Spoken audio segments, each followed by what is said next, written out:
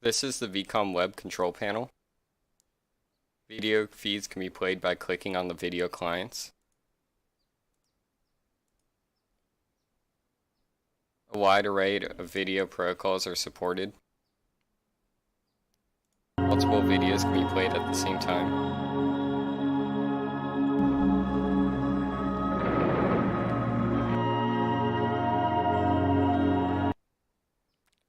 Clicking on this button will open the video feed in another window.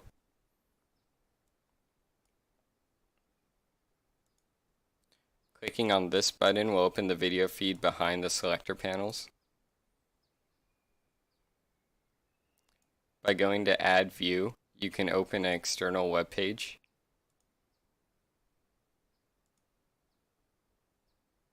You can open the geolocation window, which will show the different clients. You can open the chat window and a dial pad. These can all be arranged however you'd like.